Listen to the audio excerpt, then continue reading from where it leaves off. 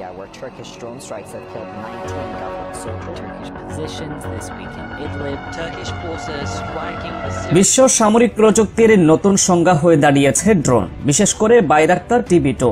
Azerbaijan, Libya, Ukraine সহ যেখানে এই ড্রোন গেছে সেখানেই শত্রুপক্ষে রাতের ঘুম উড়েছে।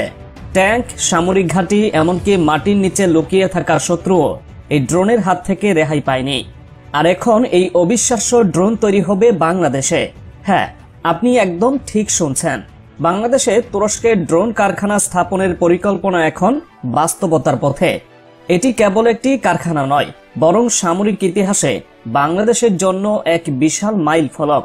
দক্ষিণ এশিয়ার ভূরাজনীতিতে এটি একটি বড় ধরনের পরিবর্তন আনতে পারে। বিশেষ করে ভারত এমন এক চ্যালেঞ্জের মুখোমুখি হতে চলেছে যা তাদের কৌশলগত ভাবনায় নতুন করে পরিবর্তন আনতে বাধ্য করবে। কিন্তু কেন এই কারখানা নিয়ে এত হইচই? তুরস্কের এই প্রকল্পে এমন কি আছে যা পুরো দক্ষিণ এশিয়ার সামরিক ভারসাম্যকে নাড়িয়ে দিতে পারে? ভারতের মাথা ব্যথার কারণ আসলে কি? এসব প্রশ্নের উত্তর জানতে আমাদের সঙ্গে থাকুন।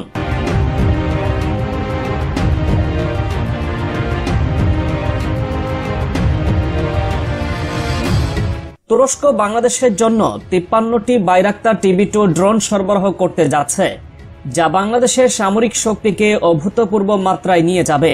TB2 ড্রোনের কার্যকারিতা এতটাই উন্নত যে এটি দিনে রাতে 24 ঘন্টার শত্রুর অবস্থান চিহ্নিত করে নির্ভুল আক্রমণ চালাতে সক্ষম। এটি প্রায় 3000 ফুট উচ্চতায় উড়ে শত্রুদের সামরিক ঘাঁটি, ট্যাঙ্ক এবং অন্যান্য সরঞ্জাম ধ্বংস করতে পারে। বিশ্লেষকদের মতে এই ড্রোনগুলো সীমান্ত পাহারার পাশাপাশি কৌশলগত আক্রমণেও ব্যবহৃত হতে পারে। বিশেষ করে যদি বাংলাদেশ ভবিষ্যতে 200টি বাইরাক্তার TB2 ড্রোন তৈরি করতে সক্ষম হয়, তবে আকাশ থেকে মাটি পর্যন্ত প্রতিরক্ষার এক নতুন যুগ শুরু হবে। ভারতের জন্য এটি এক গভীর উদ্বেগের কারণ। এই ড্রোনগুলো সীমান্তের পাহারা দেওয়ার পাশাপাশি শত্রুপক্ষের সামরিক ঘাঁটি ধ্বংসের জন্য অত্যন্ত কার্যকর। বিশেষ করে যে অঞ্চলের সামরিক ভারসাম্য সবসময় ভারতের পক্ষেই ছিল, সেখানে এই ড্রোন পরিস্থিতি পুরোপুরি উল্টে দিতে পারে।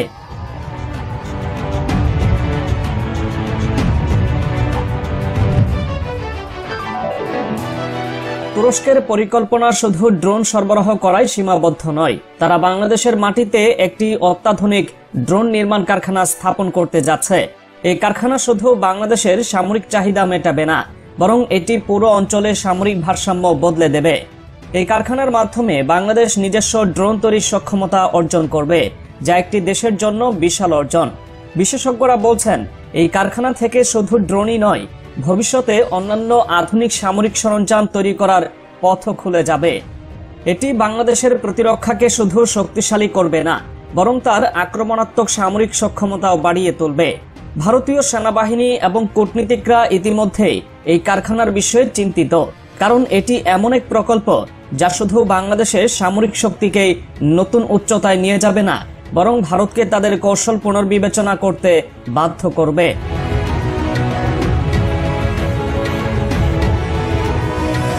বিশ্বের বিভিন্ন যুদ্ধক্ষেত্রে বাইরাক্তার TB2 ড্রোনের ভূমিকা এক কথায় অপ্রতিরোধ্য। আজারবাইজান আর্মেনিয়া যুদ্ধে এই ড্রোন এককভাবে শত শত ট্যাঙ্ক এবং সামরিক সরঞ্জাম ধ্বংস করে যুদ্ধের মোড় ঘুরিয়ে দিয়েছে। এই ড্রোন এতটাই কার্যকর যে ইউক্রেনের যুদ্ধেও এটি উল্লেখযোগ্য ভূমিকা পালন করেছে। বিশ্বের 45টিরও বেশি দেশ ইতিমধ্যেই এই ড্রোন কেনার জন্য চুক্তি করেছে।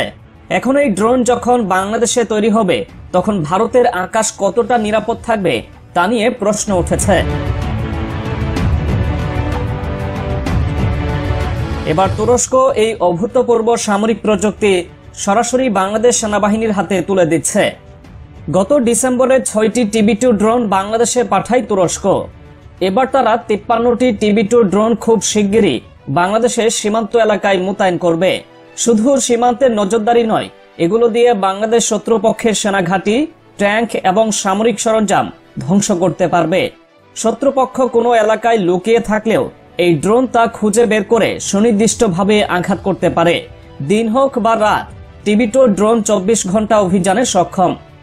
এমনকি চট্টগ্রামের মতো কৌশলগত এলাকায় কয়েকটি ড্রোন মোতায়েন করলেই ভারতীয় সেনাবাহিনীর পরিকল্পনা ভেঙে পড়তে পারে। কারণ এই ড্রোন দিয়ে ভারতীয় সামরিক রসদ এবং সরঞ্জাম ধ্বংস করা যাবে নির্ভুল মিসাইল হামলার মাধ্যমে। আর সীমান্ত এলাকায় স্থায়ী নজরদারি তো নিশ্চিত করবেই। ভারতের কি সত্যি এখন দুশ্চিন্তা করার সময় এসেছে?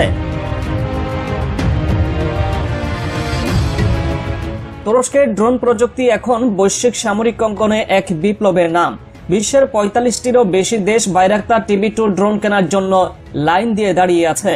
তবে চাহিদা এতটাই বেশি যে এই ড্রোনের উৎপাদন 2032 সাল পর্যন্ত অগ্রিম বুকিং হয়ে গেছে। তাহলে এত বিশাল চাহিদা মেটাতে তুরস্ক কি করছে? তারা বাংলাদেশ এবং পাকিস্তানে ড্রোন কারখানা স্থাপনের পরিকল্পনা করছে। এর মাধ্যমে শুধু তুরস্কে চাহিদা মেটানো হবে না, বরং বাংলাদেশকেও দক্ষিণ এশিয়ার সামরিক সরঞ্জাম উৎপাদনের কেন্দ্রে পরিণত করা হবে। বাংলাদেশে তুরস্কের ড্রোন কারখানা স্থাপন হলে এটি শুধু সামরিক দিক থেকে নয়, অর্থনৈতিক দিক থেকেও বাংলাদেশের জন্য বড় মাইলফলক হবে। দেশের অভ্যন্তরীণ চাহিদা মেটানোর পাশাপাশি দক্ষিণ পূর্ব এশিয়ার উদীয়মান অর্থনীতি দেশগুলোতে এসব ড্রোন রপ্তানি করা যাবে। এটি দেশের রাজস্ব বৃদ্ধিতে এক বিশাল অবদান রাখতে পারে।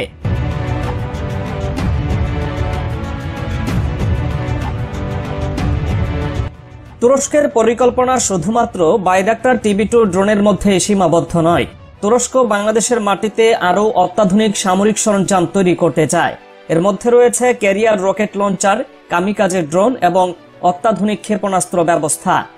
তুরস্কের কামিকাজে ড্রোন শত্রুপক্ষের রাডার এবং আকাশ প্রতিরক্ষা ব্যবস্থা ধ্বংস করতে পারে।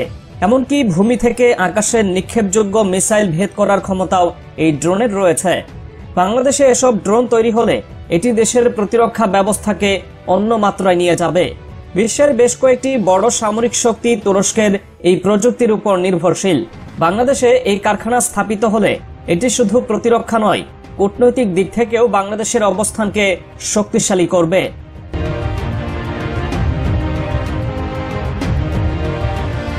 তুরস্ক ন্যাটোর অন্যতম শক্তিশালী দেশ।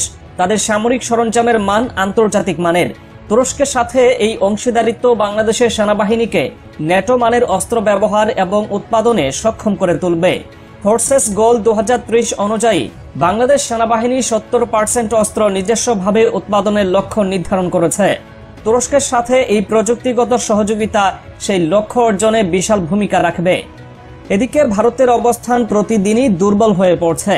বাংলাদেশ যদি নিজেই ড্রোন এবং অন্যান্য অস্ত্র উৎপাদন শুরু করে, তবে ভারতীয় সেনাবাহিনীর জন্য এটি এক বিশাল চ্যালেঞ্জ হবে।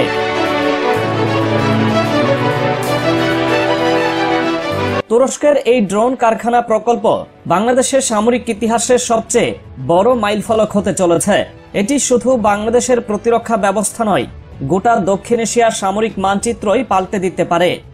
ভারত কি এই নতুন বাস্তবতার জন্য প্রস্তুত, নাকি এই ড্রোন কারখানা তাদের জন্য এক দুঃস্বপ্নের শুরু? আপনার কি মতামত?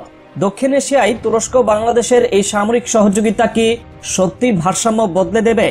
আপনার মূল্যবান মতামত জানাতে ভুলবেন না।